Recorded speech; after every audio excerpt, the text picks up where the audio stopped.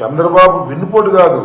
ఎన్నికలకు ముందు ఒక మాట, ఎన్నికలు అయిపోయిన తర్వాత ఒక మాట, అక్కర తీరిన తర్వాత ఒక మాట, అదే రేవు దాటిన తర్వాత తెప్పదగలేయటం. నాకు తెలియగలుగుతాను, నాకేం సంబంధం లేదు. కానీ ఆ వర్మ గారు తెలుగుదేశం అయినాగా ఒకసారి ఇండిపెండెంట్ కూడా గెలిచినట్టున్నాడు. అక్కడ గెలిచాడా? ఎప్పుడో గెలిచాడు ఒకసారి. అయ్యా నాకు తెలియగలుగుతానండి పవన్ కళ్యాణ్ గారు. ఏమండో నాగబాబు గారు మిమ్మల్ని కూడా అడుగుతున్నా.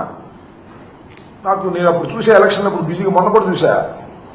పవన్ కళ్యాణ్ గారు ఆయన చేతులు చేసి నన్ను గెలిపించే బాధ్యత నీదే అన్నారా లేదా? ఇవాళేమో వాడేవుడు వీడేవుడు మేమే గెలిచాం.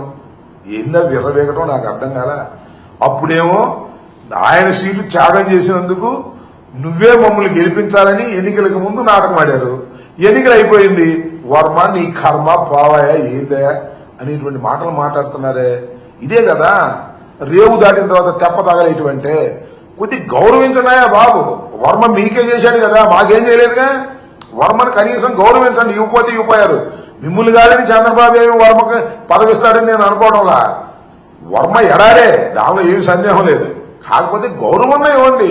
వర్మదేముంది, వాళ్ళదేముంది, వీళ్ళదేముంది అని విర్రవేక మాకండి. అది పిఠాపురం మీ అడ్డా అనుకుంటున్నారు. పిఠాపురంలో మొదటిసారి గెలిచారు, గుర్తుపెట్టుకోండి. జగన్మోహన్ రెడ్డి గారి లాగాను, రాజశేఖర రెడ్డి గారు కంటిన్యూగా గెలిచినటువంటి నియోజకవర్గం కాదని కూడా మనమే చేస్తున్నా.